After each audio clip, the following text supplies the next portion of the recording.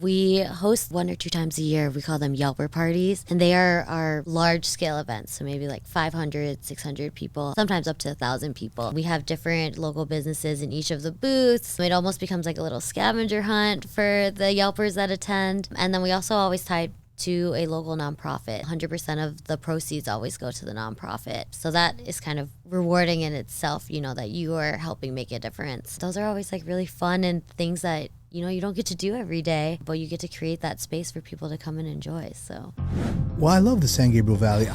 Welcome to the My SGV podcast. So I grew up here and I still live in Alhambra. I was raised in between Temple City and Alhambra. Eventually resided in South San Gabriel. Our mission is to capture and share the stories of the people of the San Gabriel Valley. Monterey Park has pretty much been my whole life. Well, I'm proud to say that I was born and raised in the San Gabriel Valley.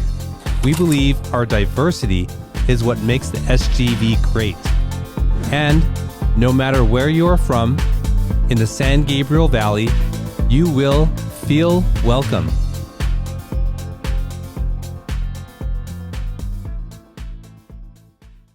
All right, SGVers, welcome back to another episode of the My SGV podcast. Thank you for tuning in. If you're new here, we bring you the stories of the people of the San Gabriel Valley.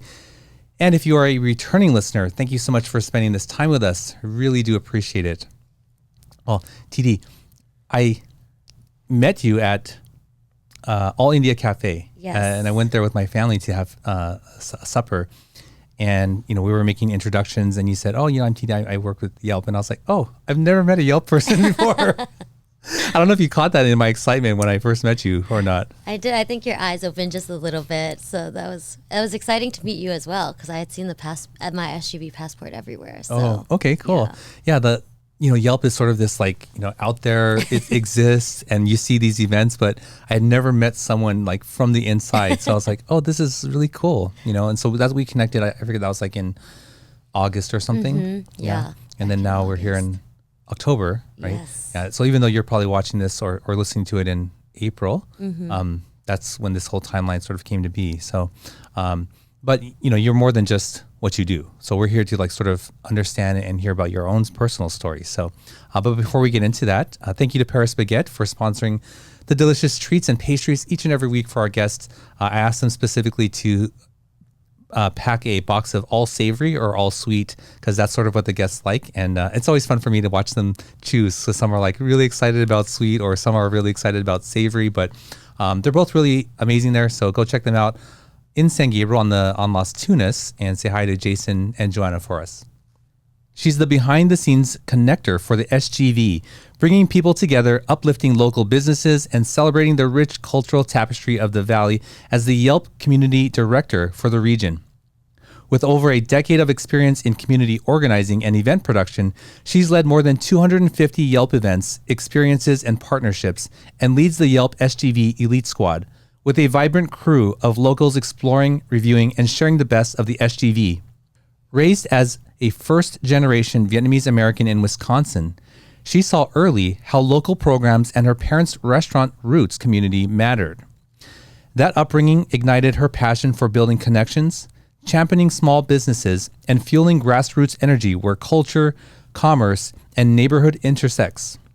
Please welcome to the show, Thuy Dan Tran. Thuy, welcome to the show.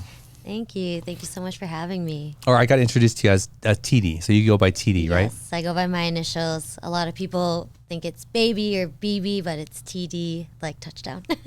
Oh, okay. You probably said that a lot then. Yes. You work with Yelp. Yes. Right? And most people are familiar with Yelp for searching places to eat or businesses to get their services, right? Exactly. But you're not originally from the SGV, right? So no, do you live here now? I do. I've been here for about the past 5 years. I live in Pasadena, but I grew up in Madison, Wisconsin. So kind of the capital over there. So did I tell you that my father attended Yes, you Wisconsin? did. Yes. I mean, the university is amazing, and, being born and raised there and then going to university and then being able to move here for Yelp was something that, although I didn't grow up here, I appreciate the San Gabriel Valley so much more for, I think, being from that outside perspective and as you can imagine, Madison, Wisconsin, I'm sure maybe your father told you too, it's a much smaller community. And we're lucky in Madison, actually, compared to the rest of Wisconsin, of how diverse it is and how culturally celebrated it is. But outside of Madison, it's kind of one note, I would say. Very homogenous. Yes, exactly. So I think when I was growing up there, I always tried to find a space for me. Specifically, my parents, of course, as you mentioned, they immigrated from Vietnam. They escaped the war. And I think when they were raising us, it was kind of this battle of trying to raise a Vietnamese versus raise an American, right? And being in Madison, we were about like an hour and a half, 2 hours away from any immediate family. So we were kind of the only, like Vietnamese people that we would talk to, hang out with, and that sort of thing. And so I think I was growing up always trying to mold myself into the community where I was in, or like trying to find myself. And then it wasn't until I actually went to college and then was part of all these different programs, specifically multicultural programs. I was part of a program called People Program, which is for multicultural students trying to help them be able to go to college. So if you finish this program from starting in the 6th grade, and then you apply to go to UW-Madison, if you got accepted, then you were able to get full tuition paid for, as long as you kept up with the programming while you were in school too. So I kind of started in that area where I found my first, like safe space or safe community. And then once I got to college and started joining like Vietnamese Student Association, all these multicultural orgs, I felt like I had a better sense of my own identity. And then when the opportunity came to move to San Gabriel Valley, it really excited me just knowing how diverse it is here and how, there's so many different pockets, not just Vietnamese or Asian, but Latinos and Ethiopian and all that stuff that I wasn't really exposed to growing up. And so now I just kind of appreciate it so much more, and I'm just inspired by all the stories I get to hear from business owners and just local community members. Kind of been like a really nice full circle moment, and I feel so privileged to be able to live here now and be able to experience things that I didn't get to as a child. So did your parents try to keep you with their Vietnamese culture, or did they try to like make you more American, or what was that like when you were growing up? I almost felt like it was kind of a tug of war. Like when we were growing up, my mom would always be like, on the weekends we would have like Vietnamese books to learn how to speak and read and write in Vietnamese. She taught you on her own? Yes. Oh, wow. Because so we have, my parents are Buddhist, so then we did have temples, and temples have Vietnamese schools, but the closest one to us was an hour and a half away, so not very accessible. So then when we were growing up, Vietnamese was my first language. But then there was this big shift when we got into elementary school. My cousin, who lived about 2 hours away in another town in Wisconsin, her school decided to hold her back a year because she couldn't speak well enough English. And so that kind of, put a fear in all of the parents and all of the aunts and uncles. So then they started shifting to speaking English at home. And so that's almost one of my regrets in life, is that being able to hold the dialect. Like I can understand when people speak to me in Vietnamese, but speaking back is kind of this or that. Oh, interesting. Yeah. That's an interesting story of the origin of why they shifted. Mm-hmm. Wow. Yeah. And I think, as they were working 9 to 5s, my dad ended up working a night shift at one time in my childhood. My mom was a consultant, so she was gone 5 days or 6 days of the week.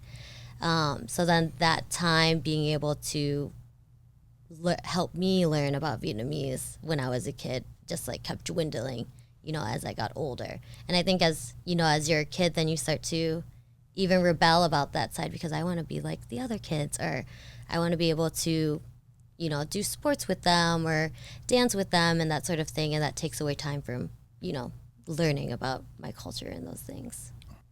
What was the Vietnamese population like there? Were there a lot of Vietnamese? No, there were not a lot. We were kind of a tight-knit community. My parents had friends there, of course, in Madison that we would hang out with, and those were kind of always our weekend hangouts with like this Vietnamese community. But outside of that, like I think there's only 2 Vietnamese restaurants in Madison, maybe 3. And then a lot of those places are like Vietnamese, Thai, and Lao, like a fusion. So yeah, I always remember my earliest memories of being with the Vietnamese community was with my families, and then we would visit, like drive 2 hours away to go hang out with them in like Milwaukee or Waukegan. And I'm lucky that my parents both have so many siblings. I think they each have like 9 or 10 siblings each.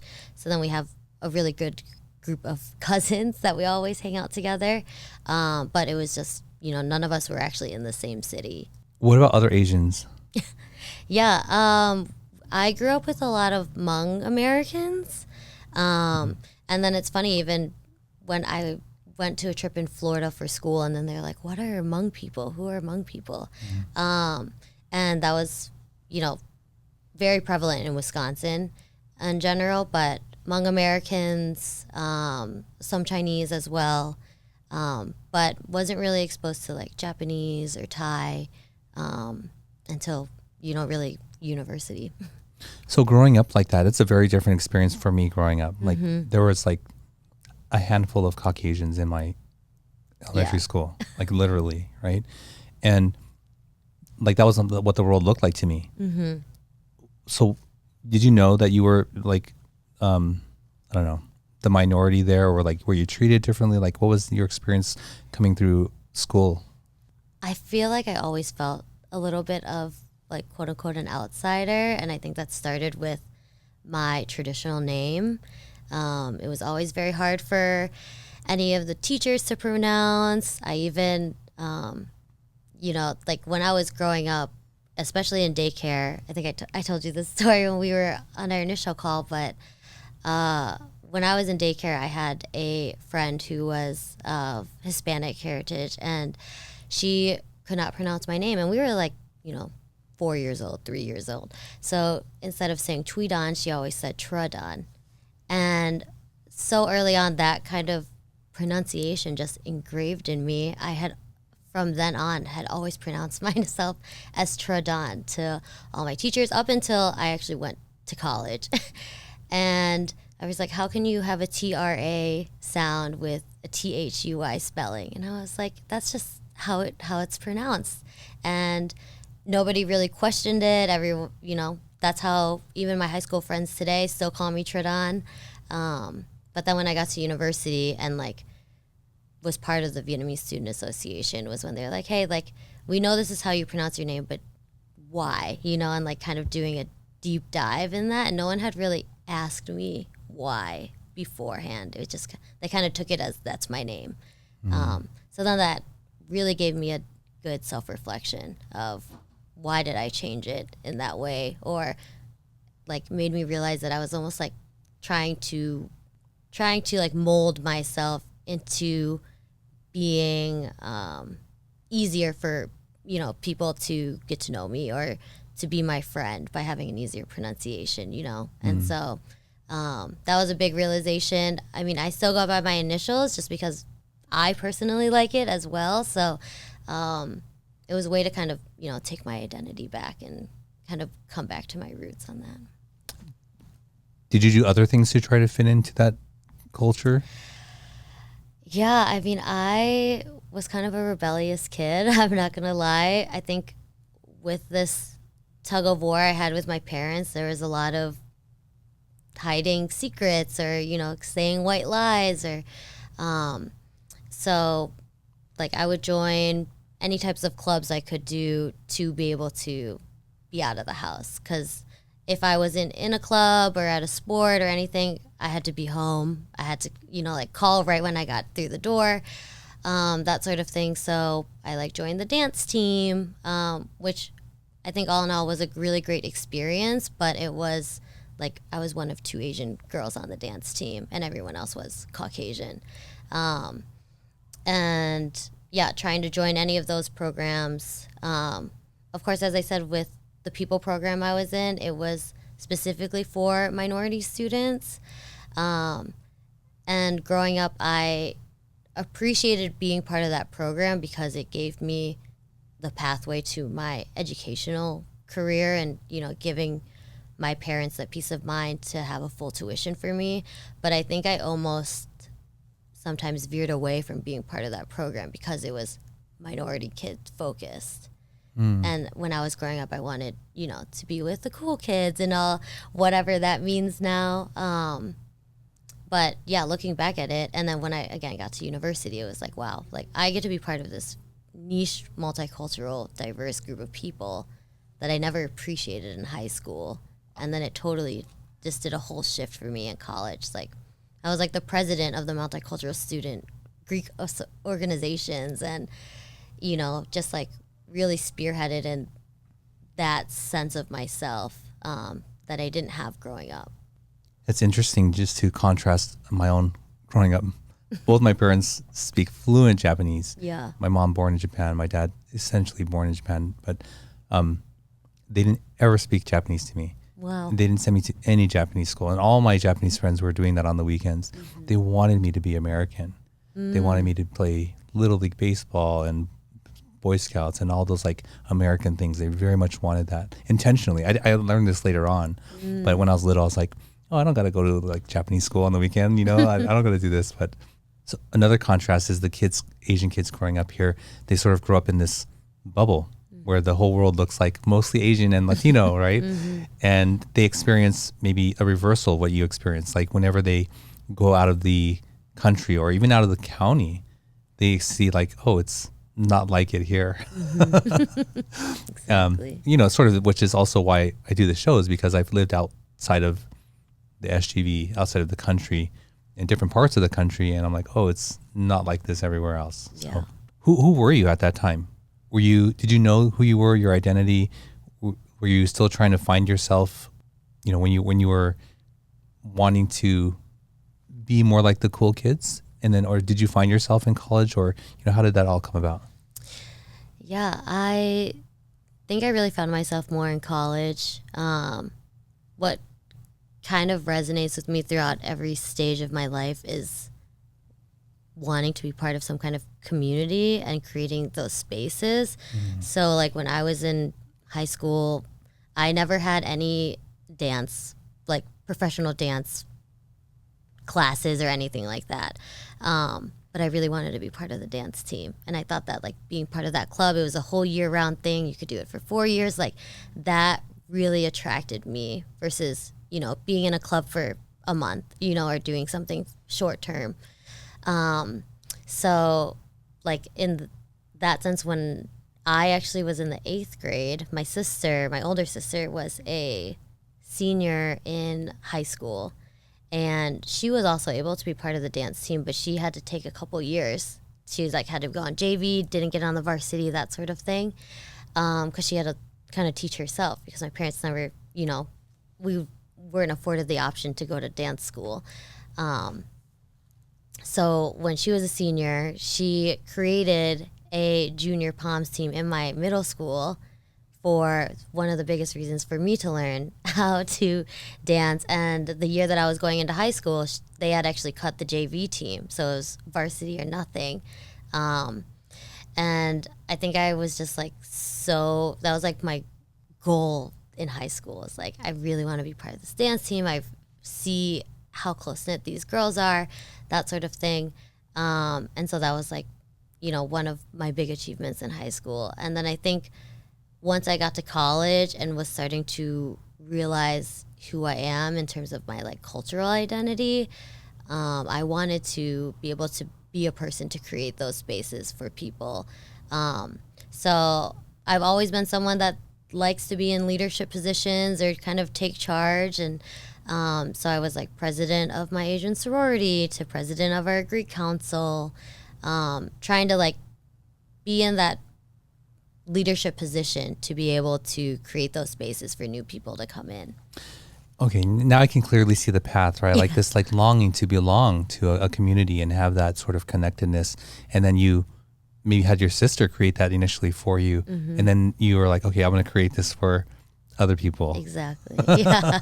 And it's funny because it just kind of, translates to what I do now and being a community director. And like, I find so much joy in being able to connect locals to new businesses. And like, the event is one thing, but then you don't want to think about it long term. And it like, I have elites that come to me being like, you just introduced me to this business last month. I took my whole work to have lunch here yesterday, and it was the same experience, and now they all find this new place. And so like, hearing those stories of like continuing the connection is like so fulfilling to me. Yeah. Sounds like it. Yeah. So talk about when you first decided to come out to California. Yeah, how did that decision come about? It really came about just with first job opportunity. So I was the community ambassador, the Yelp Community Ambassador in Madison, Wisconsin. So how did you get that job? So I got that job actually after I graduated college. I had another realization. I was like, wow, the communities I have in college are no longer, there, being out of college. So now as a recent grad and, working, I still had this drive to, explore local businesses or like different cultures. So I was eating out all the time, trying to find friends to go out with and that sort of thing. And I was using Yelp just as a source for searching. And then someone had reached out to me being like, hey, like, I see that you're reviewing and you're going out to spots. Like, have you heard of the Yelp Elite Squad? So then that was kind of my first inclination, like, this is a job or this is kind of a community. So I joined the Yelp Elite Squad in 2016. So You joined it, or like, how did that come about? So I had the Madison community manager at the time. She reached out to me on Yelp, telling me about the Yelp Elite Squad.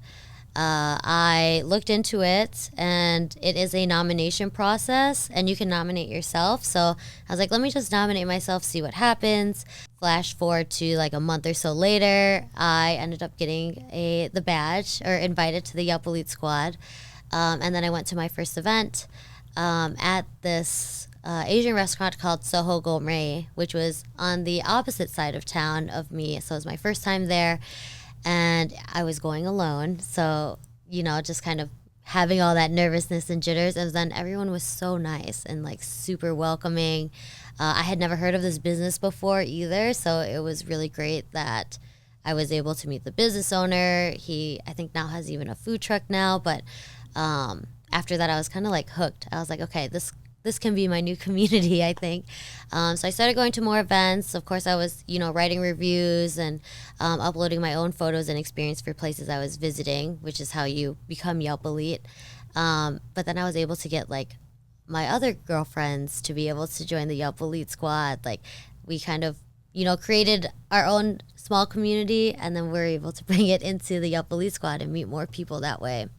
Back to how I got here. So then that community manager ended up leaving, and then the position turned into a part-time position, which actually aligned with me because I didn't come from a marketing major or events planning. I was currently working at the university hospital as a research specialist, so I was hosting community events for like medical students and doctors, but I was nervous to kind of do a complete switch from that, just because my whole background all my life was STEM. So this was a nice kind of extra like side hustle, I would call it, of like, I'm already in this community. Now I could potentially lead this community, which is something that I've always loved doing. So then I applied, and the hiring manager at the time was actually also went to the University of Wisconsin, and he was also Vietnamese. So we had like a really good connection there. He flew out to Madison to interview us, and I actually didn't get it the first time. But the second time the position opened up, he had personally reached out to me asking if I was still interested. And so then luckily that time I was able to get it. And doing that position part-time just kind of made me realize professionally what I really loved. Although I loved the people I worked with at the hospital, I think the day-to-day being so similar kind of was really draining to me.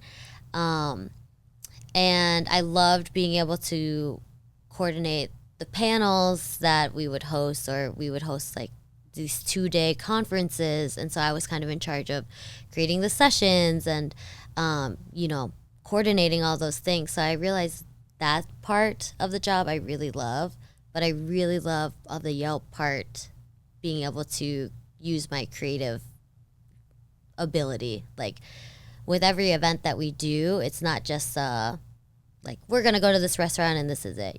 There's always some creative outlet to it. Like All India Cafe, we had a spice guessing challenge, so it's like a guess the spice night. So bringing those like creative elements to just bring people to talk to each other and just make connections versus just like coming to an event and not really having anywhere to go, or especially like going alone, giving those different interactive pieces so that they can make connections on their own after that. Yeah, so you got the job there. Yes. You discovered like you like this a lot better. It's giving you more day-to-day different things to your, it sounds like maybe your creativity. You're giving you an outlet for creativity. Exactly. Yeah. Okay. And so then I was in this job for about a year. And even though it was a part-time and every job has like specific minimum requirements, right? I was able to go above those. Like instead of hosting one event a month, I was hosting like 2 or 3. And my manager, he was like, why don't you think about doing this full-time? Like, have you thought about that? Like, I know you're in science and in STEM, but like, would a community career be something of interest to you? And so just so people know, and so I know, what does it take to run an event? Like you're the one reaching out to restaurants. You're the one getting all the Yelp elite together. You're the one doing all this promotion and organizing. You have to do all that? Yes. Oh, yeah. That's a lot. So everything from, it's kind of a mix of, a lot of businesses will reach out to us or I'll reach out to them, especially if it's like a new business or, places that I feel like could help with more promotion. But after I have that initial call with the business owner, understanding, what they want, I do everything from the guest list curation to managing it, making sure that they are promoted on all of our marketing, like through emails, our calendars, and then I also run the social media. So Yelp LA, we create all the reels and the posts for that too. That is a lot of work. Even to do one in a month is a lot. Yes. Wow. Okay. So now I get it. So someone's very definitely impressed by you. Yeah. Okay. As doing it part time, it was just kind of fun for me, and it didn't feel like a job. But in the sense that as I told you, like growing up, we were very like you have to be in STEM. Like I was in a technology academy program growing up, like all those types of things. So it was very nerve-wracking for me to kind of make that step, and like in the back of my mind still with my parents, like sometimes I don't even think they still understand what my job is, but having kind of that sense of security I think really scared them with kind of a new job like this. With the support of my manager, I still took that leap of faith. We looked at what positions were open, full-time positions were open. It was San Gabriel Valley and I think Orlando at the time. Okay. And so then I had already, been to, especially I had family that had moved from Wisconsin to Orange County when I was in high school. We have a lot of family in Orange County, El Monte or IE. So I was familiar with San Gabriel Valley, but of course not living there, but kind of wanting to take that leap of faith and doing my own research about what San Gabriel Valley is like and, what attracted me the most, again, was just like how diverse it was and how exciting that was for me to be able to be in that space. And so then, I applied, had like 5 or 6 different interviews and with their VPs and upper management. And then I was lucky enough that they did do like a transfer for me, helped me move out here. When I first moved here, I moved to Monterey Park, which I think was a really great town, and it was a good place to like, start my roots here. And it was close enough to LA and going off the freeway to go down to OC to see my family. But now I reside in Pasadena. It's a cool story. Thanks for sharing that. Yeah. So did you even look at Orlando, or you're like, no? Because if I hear those two, I'm Yeah. like, oh man, I'm gonna go Yeah. Southern California. The only thing I really knew of Orlando was, of course, Disney World. And so that didn't really attract me as much. I mean, I love Disney. I was a big Disney kid, but yeah, I don't. San Gabriel Valley was kind of the top tier for me. Had you ever visited before then? I had visited El Monte. I have an aunt that lives in El Monte. Okay. And then we had family that, I don't exactly remember which city in SGV, but now they live in Ontario. Oh, okay. So I had visited them before, but I think, visiting is much different than like living there. And then when you're visiting, you're really there to see family. So it's not as much of like exploring. Sure. But I remember the first places when I was applying for SGV, they're like, where would you want to have your first event? Like what area, what kind of thing? And I was like in love with Sichuan food, and we don't have Sichuan restaurant in Wisconsin, but I had it when I visited here. And Sichuan Impression was like kind of one of the first ones I was like, I want to do an event with them. Like I've never had spicy food like that. And I love spicy food. And in Madison, it's like you're dousing the sriracha or like the chili peppers. Like, and here it's like, if you ask for it spicy, like 9 times out of 10, it's going to come out spicy. So Awesome. And then did you have an event there? I worked with them for some social promotion, and we have had events there with other community managers. So I've been able to like meet the Alhambra owner, and yeah, so. Okay, awesome. It was one of the first places I tried when I moved here for sure, which was great. So you landed in Monterey Park. Yes. Where did you live? Because I grew up in Monterey Park. So I initially, this was my first time like moving away from home. So I was very nervous. And I found somebody, because I didn't feel comfortable like booking an apartment or like anything without me being there. So I found somebody actually on a Facebook group, I believe, that he had, or it was a couple at the time, but they had an extra room in their house that they had in Monterey Park. And it's right next to like the Atlantic Mall area, the 555 Atlantic. Oh, okay. Yeah. Okay. So it was like kind of like around the corner. That's like the newer development, right by the 10 freeway. Yes. Hellman and Atlantic. Yeah.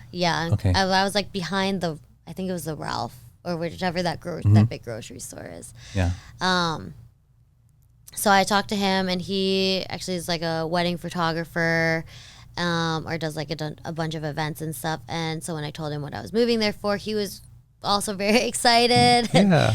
Was like, oh, I want to show you all these places and stuff. So that seemed like a really great fit for me, to move there as an initial starting point. I think I was there for 6 months before I found my spot in Pasadena, which I actually found on Craigslist, or my partner found on Craigslist. And it's a really great spot owned by a very nice elderly man and Awesome. very communal. Yeah. Okay, so I have an idea of where your launching pad was, so to speak, from when you got here. So what was the experience like, both being away from home for the first time and then landing in a community that is predominantly Asian, right? Like, so what was that like?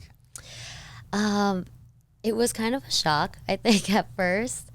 In terms of course, like I, with my job, have the privilege of like exploring all the businesses and all the neighborhoods. And now instead of, only one of 3 Vietnamese restaurants, there's a multitude and Hundreds. Exactly. Or like, Chinese restaurants, it's not just a Chinese restaurant. It's like a Guangzhou restaurant. It's a Sichuan restaurant, like very distinct, regions. So that was really exciting for me, but also a little overwhelming, I think. Sure. And then just kind of overwhelming to see like how many cultural celebrations there are. Like the chamber hosts all these different ones, for different cultures, ethnicities, that sort of thing. And that wasn't very prevalent in Madison. Like we had a taste of Madison that had, and I think they just started like a night market when I was leaving with different Asian cuisines, but it was still like only one Taiwanese restaurant or like one Lao restaurant. So having an abundance here was a lot. I think it was like there's a saying like when you start working for Yelp, like you gain like 20 pounds, and I think I just did that naturally because I wanted to try every single restaurant. Sure. Wait, does that mean that Yelp pays for you to go check out these places? No, so we I wish. But it gives us the experience of, at least like when we're hosting these events and stuff, like whenever I go there, I want to be able to try the restaurant, you know, or like it gave me that sense of curiosity, you know, and like my Yelp elites have so many good recommendations, especially, of course, there are also locals here. And so I was like, if they're writing so highly about this, like I really want to go try it out. So Yeah, I imagine like let's go out to eat Chinese in Madison has a very different meaning than it has we here. can go to 1, 2, or 3. But And here it's it's very like we different gotta palette, research. right? Yeah. Yeah. Exactly. I found too, and let me know if this is your own experience, that Yelp in different cities means different things, like to me. Like, so if I look at a Yelp recommendation or Yelp, if I just look at reviews, stars here in San Gabriel Valley, that means something very different than like a different town, you know, in the Midwest or somewhere else where there's not as many restaurants, right? I'm like, oh, they have a very different meaning of what like 4.5 stars is that, have you found that? Or I think so. And I think like, you know, every person has a different palate, right? Sure. So something that's traditional, but they're not used to it or something, the reviews are going to reflect that. But I'm definitely a person where I'll sort it by most recent and I will read the reviews before like looking at the photos. My husband's the opposite. He's going to look at the photos first Really? before anything. Yeah. And if the plate itself doesn't look good, then he's like, okay, we're not going to get that. oh, that's But, so interesting. Yeah. I spoke to an influencer the other day and I was like talking to her about her style and she's like, she's very visual. So she doesn't do any voiceover. She's all about the pictures. That's her style. But then she also said like when she's looking through social media, nothing catches her eye except for the visual of the food. And so I was like, okay, that makes sense that your style is like that, right? Yeah. So TD, we ask each guest to bring an item with them. What did you bring with you today? Yes. So I brought this beautiful bouquet of flowers. Okay, awesome. Like this is the first time we've had fresh flowers in the studio. So tell us about It it. just brightens up the space, right? Yeah, it does. My very first memory of my first trip to Vietnam that my parents took me on was actually my aunt and uncle. They lived in this complex and they had a store that they rent out underneath. And the store was a flower shop the first time I was there. And she became a really good friend of our families. Like we call her our aunt. And so that was kind of my first memories. And I just love what flowers signify. It's like such a chameleon in what it can represent. You know, like brightening someone's day or, you know, a passing, you bring flowers to like give your condolences. So it's just like always, flowers have always like really spoken to me. I love like this arrangement is from a local shop in Pasadena called Duran's Flowers, and how they can like, it's an artwork, you know? But then also it's like, it's kind of like a fleeting moment. Like they don't last forever. And I kind of love that part of flowers too. It's like you have this beautiful thing and then, you know, they end up dying, but then you can get another one. And it's like kind of like fleeting moments of like memories and stuff too. So. Oh, awesome. Thank you so much for bringing that. Yes. I was like really curious and, you know, just seeing it on camera, it looks beautiful. Yes. We have some other shows filmed today, which we'll release like, you know, weekly, but we're going to still have it. Yes, exactly. So thank you for bringing that in. I want to get more into your story of what you're doing with Yelp now and in the San Gabriel Valley. But let's take a quick break and we'll be right back. Sometimes, even the best of us can slip up. That's why the law offices of Scott Wormuth are here to pick you back up again. And while they strive to get you the biggest compensation possible, oh my gosh. Their main concern is your health and recovery. They work closely with doctors and insurance companies to make sure you get the proper medical treatment. Initial consultations are free, so give them a call. At the law offices of Scott Wormuth, we're with you all the way.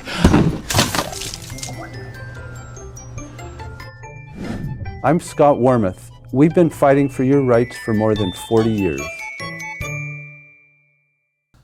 All right, we're back with TD. TD, before the break, you were talking about these beautiful flowers, and I'm smiling and you're smiling looking at them. Exactly. I think that's what they do, right? Like they just make you Yes. feel good. So thank you again for bringing that in. Of course. Before we get back into your story about what you're doing with Yelp here in the SGV, when we come back from break, we like to ask questions from the stack of cards called Icebreakers. And they're just like a fun way for the audience to get to know both of us a little bit better. So I'll be answering as well. Awesome. So the question is, TD, if you can only eat one meal every day for the rest of your life, what would it be? Oh my gosh, what a hard question. I have to go with pho. Really? Yes. Awesome. Okay. So tell us why. I think it's just something that's so soothing. You can dress it up or dress it down as much as you want, which makes it something that you could probably eat every day, I think. I love soup in general. I'm actually in the process of writing a blog about pho. Oh, wow. Okay. So, yeah, I think I love how fresh it can be with all the herbs you add in, but like very aromatic. It can be really hearty with whatever meat you put in, or other proteins. And I also love noodles. I'm like, if I had to choose between like rice noodles and bread, I will always choose noodles. Awesome. That's. Yeah. I'm glad that you knew exactly what it was too. Okay, cool. Pho. I've answered this question before, and it's still the same. Even though I love sushi, I absolutely love sushi. I know I could not eat it every day for the rest of my life. But as a mostly carnivore for 6-7 years, I can eat charcoal grilled ribeye steak every day. Oh my gosh. For the rest of my Ribeye life. is the best cut. Yeah. Oh my gosh. Yum. So when I first went on that journey, I was like, am I going to get tired of this? Absolutely not. Like if you get a charcoal grilled, so specifically charcoal grilled, put in front of you with just salt, and you put it in your mouth, delicious every time. So that's mine. Thank you for sharing yours. If you're listening or watching online, if you could only eat one meal for the rest of your life every day, what would it be? Let us know. Now let's talk about what you do here with Yelp in the SGV. So you're still coordinating these events with the Yelp Elite. And is there a one that sticks out to you as your most memorable or favorable one? Yeah, I think actually we host around 1 or 2 times a year. We call them Yelper parties, and they are our large scale events. So maybe like 500, 600 people, only sometimes up to 1,000 people. Ooh, and we are the sole, person coordinating those events, which is a big feat in its own, but super rewarding after it happens. Last year in 2024, I had an event at King Richard's Antique Center in Whittier. And it's such a unique space. It's 3 floors of all these different vintage booths. And we host a 600-person food festival in there. We have different local businesses in each of the booths. It almost becomes like a little scavenger hunt for the Yelpers that attend. And then we also always tie to a local nonprofit. So 100% of the proceeds always go to the nonprofit. So that is kind of rewarding in itself, that you are helping make a difference. But the event, with being able to put my own spin on it, I made it kind of a retro themed event. So thinking like 70s, kitsy, so everyone was really dressed up, and those are always like really fun and things that you don't get to do every day, but you get to create that space for people to come and enjoy. So, well, I can see the joy in your face, thinking about that event. Yeah, we actually had a 600-person Halloween event last night in Van Nuys that I was helping with, the community manager there, called Carnival. And so everyone was dressed up in different costumes. We had clowns that were doing like scares and stuff. And yeah, it was also a very cool event. When you say doing it by yourself, like that is hard. Like pulling off an event like that is very hard, very stressful. I only know because I've done such a small, event. Do you have a team helping you? How are you pulling this off? Yeah, so typically it's by myself. I am lucky enough to have an intern that helps me with the coordinating and the planning. We also, all of our community managers, we're kind of split into teams. So we have a set of community managers in Southern California. I think there's 7 or 8 of us on my team. So they always, help with supporting anything that we need. I have a really great manager that lives in San Diego that comes and helps out. But all kind of that planning process is done by one person. Oh man. Okay. So you're the contact for all the vendors. Yes. You're making sure that everything's going there. You're making sure that all the marketing, all that is going out. Oh my gosh. That's a lot. Yes. Wow. And so this event that you had in Whittier, was it open to the public or was it just for Yelp Elites? Yeah, it's open to anyone with a Yelp account, actually. So these community events, we want to bring people, not just Yelp Elites, but for people that are even curious about what the Yelp Elite Squad is, what we do, these events are a great way to kind of show them, how we're, it's a great event to kind of show them how we are showcasing local businesses to our Yelpers. So anyone with the Yelp profile can RSVP. The only caveats, you do have to be 21. And for us, like creating personal connection, even virtually, the first touch point is like knowing what you look like or what's your name. So we also ask everyone to obviously have a real name and real photo if they do RSVP. Oh, I see. And are they paying to come to these events? No, these events are free, but at the door we do ask for a donation to the nonprofit. I see. So. Okay. Yeah. Oh, wow. Can you share a story of a Yelp event that really helped to turn a business around?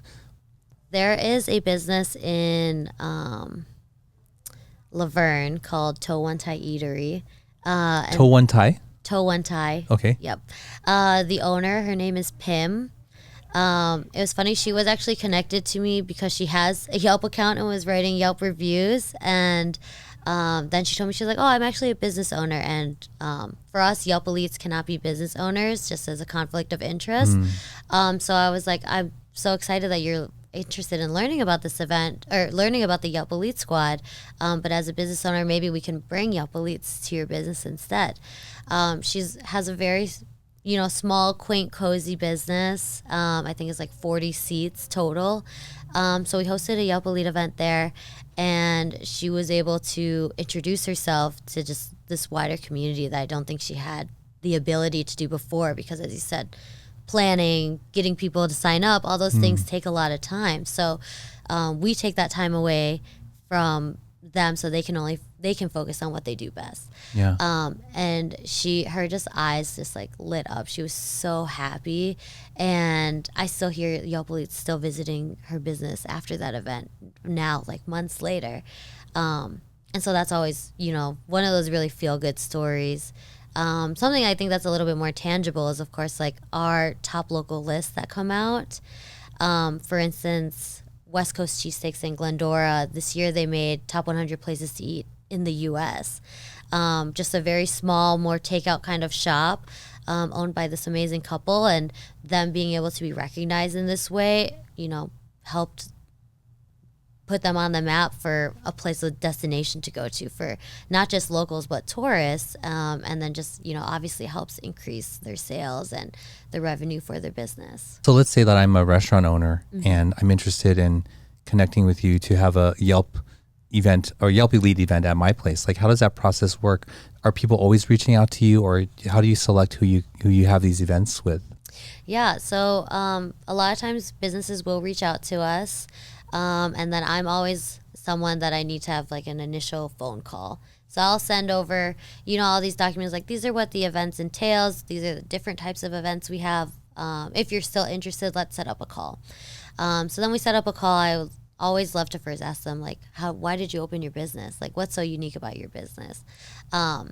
And then, after that phone call, if we're both kind of feeling good about it, feeling aligned, we'll set up kind of an event. I always make it a point to visit on my own time as well, just to understand the space and be able to coordinate. Like, sometimes you say you can invite 50 people, and then you see the space and you're like, let's do 25, or multiple sessions.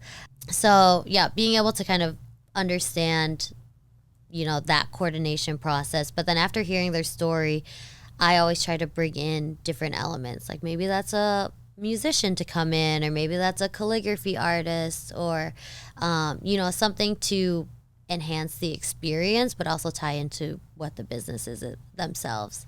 And then after that, we kind of, on our side of Yelp, take it away in terms of marketing it to our Yelp Elite Squad, sending out the guest list, confirming everybody. And then at the event, we will always want to make sure like you're focused on obviously the space and accommodating people and the food that you're providing, but we're going to do everything else and to make sure that everyone's having a good time. And then after the event, we always post on our social about the event, post about the business, share recaps, and have like a collection of all the events that we've hosted this year so that people can look back. Oh, awesome. That sounds so cool. Yeah. Thanks for sharing that. You'll need to come. I mean, you kind of saw it, All India Cafe. one of the events there. I think Deep and Simran, they're really great business owners too, and love bringing the community together. But there was like a new Yelper at that specific event, and his review was so kind. It said like, even though you're in a sea of people that you've never met before, but you leave with a genuine smile and like a longing to come back. And it was someone that I had just met for the first time, and it's like, tugs at your heart of like, this is, why I love doing what I do. Sure. Yeah. I'm an active user of Yelp, and I think I've stopped writing reviews probably in 2012 or something. The person that I was dating at that time, it has been a Yelp elite, I think, since then. And I just didn't want to have that, like, write all that all the time and take pictures. I was like, okay, I'm just not going to do it. Because if I did, I wanted to go like all in and do it, right? So that was like too much of a commitment for me. And then another reason why is like I don't eat out as much as I used to, like for a number of reasons, but primarily buying meat in like huge quantities. Having to buy a ribeye every time you go out, that would get a little costly. Oh yeah. So we started buying half a cow. Oh wow. Oh my gosh. Yeah. So and we would buy a full cow too, probably, if we could fit the storage. But yeah, so you're committed for an extended period of time with that protein, So, which is weird because every time I go out, people are like, "Oh, you want to eat beef, right?" I'm like, "No, I don't want to eat beef." I already have that at home. Do you not know that I want to eat seafood or something else other than beef?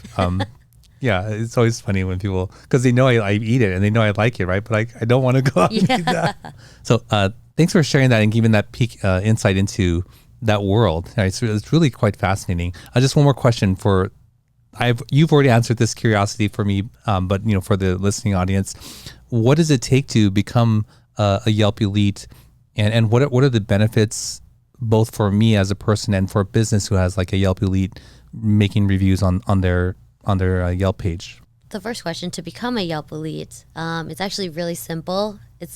The start is just starting to write about your experiences at businesses. We are always promoting that you write about places that you love, because that's going to help other people find that place as well.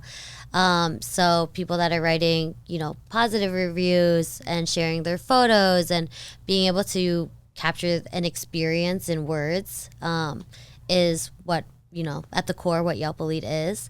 After you start writing a few reviews, again, it is a nomination process. So you can put in a nomination for yourself, or someone can nominate you. Even I can nominate people, and then it goes to our Yelp HQ, our elite council, that reviews those.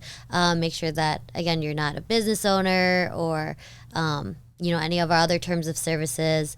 And then afterwards, you'll get an invite via email.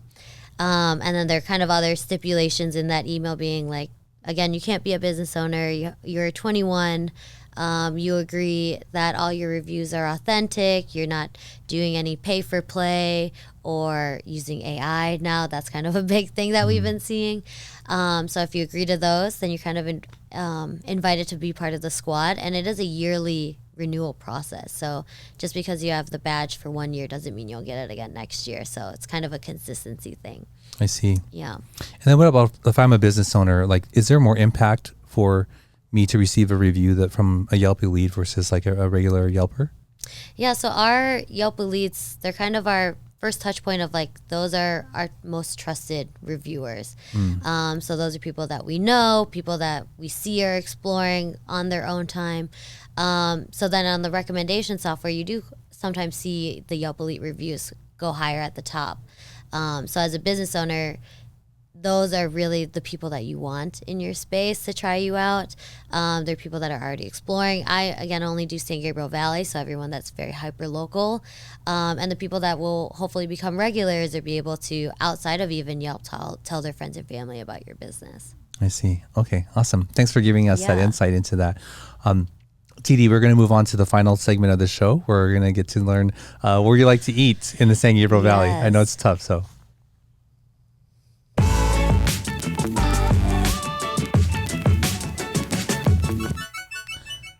So TD, this is the SGV3, and we want to know your 3 favorite places to eat in the San Gabriel Valley. So in no particular order, what is your first one? Yeah, this was actually a really hard question. But my first one is Henry's Cuisine in Alhambra. Okay. It was one of the first places I took my parents when they visited. And like I actually found out about this place through a Yelp event that I hosted with the Alhambra Chamber. We did a bus tour of 6 Valley Boulevard spots. And this was the first stop. And I was just kind of like blown away about the quality, the quantity. Like I'm also a very family style girl. Like if you're eating with me, you know that it's not your plate and my plate. Like we're sharing everything. And so I love that communal sharing, and Henry's Cuisine is perfect for that. And the lobster is just like amazing. Awesome. So Thanks good. for sharing that. I think I saw a reel where like this Chinese chef was talking about that's the best place to get the Oh, really? lobster. Yeah. So Oh my gosh. yeah. The awesome. secret's out. Yeah. And my husband's name is also named Henry. So it's kind of like, Okay. Awesome. yeah. And the second place.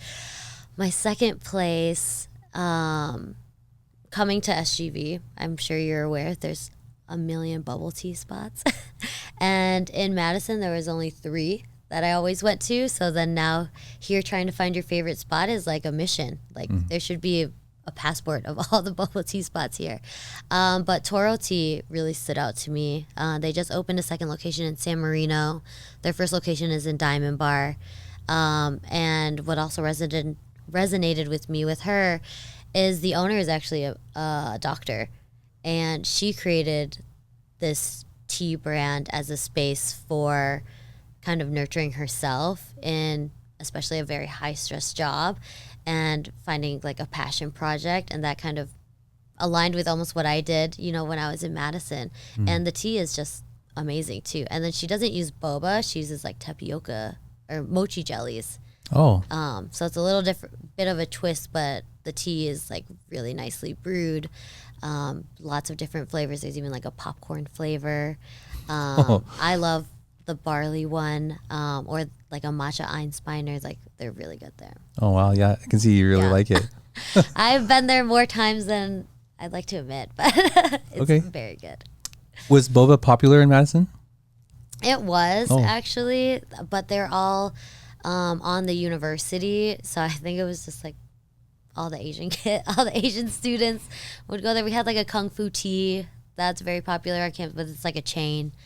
And then there's a couple of very local ones, but I didn't know how unsweet it could be until I got here, and I was like, you really want like the tea flavor to be brewed, or like Yes. Chicago has a bunch of really great boba places, so that was kind of where we would get our boba fix. Okay. Awesome. And a third place. Oh, the third place, I actually had a lot of trouble trying to narrow down a third place. Okay. But with I also love to eat meat. And I don't know if you've been to the City of Industry, there's a all-you-can-eat Korean barbecue spot called Thirsty Cow. I've heard of it. Yeah. Oh my gosh, it's so good. I'm not really an all-you-can-eat girly. My husband is. So then the first time we went there, I had the expectations low, but like the quality was phenomenal. And then they also give you like a salt assortment, like 4 different types of salt to try with your meat, from like dry aged wasabi, like Korean seasoning, and just like regular like flaky salt. But it was just like so good, and it's like a meal that I always think about. But you have to come with a specific purpose to eat a lot, as all you can eat. So Oh yeah. not someplace I can go all the time, but like it was so good. Yeah. Oh, awesome. Thanks for sharing that. Yeah, definitely the mentality is like not just to get your money's worth, but like to punish them a little bit. Right? Exactly. Like you're keeping mental tally of how much meat you've eaten and the value. Yeah. Awesome. Thanks for sharing those with us. Of course. TD, I really appreciate you coming today and sharing your story with us. And I'm really glad that I ran into you at that event. If people want to get in touch with you, and I don't even know if that's a thing for you, but if people wanted to get in touch with you, let them know how they can do that. Yeah, so to get in touch with me, especially like through Yelp, our social handle is at Yelp LA. So we're spotlighting businesses all across Los Angeles. All the San Gabriel Valley posts are probably from me. But also on our email, sgv@yelp.com is always a great resource to just kind of get in touch with me. And then I think at the core, you know, as long as you're writing reviews of spots you love and stuff, I always love going through that. That's part of my job is, you know, reading what people are writing about and all those things. So then I'll probably get in touch with you on there too. We have Yelp DMs and messages if you didn't know. So through the Yelp app? Yeah, through the Yelp app. Oh, I didn't know that. Yeah. Interesting. Okay, awesome. Well, TD, thank you so much again for being here. I really appreciate it. Of course. Thank you, Russell, for having me. Yeah. Well, there you go. Another episode in the books. I hope you enjoyed that. I was really digging to see where that thread is, the connection between what TD is doing today and what sort of fostered that in the past.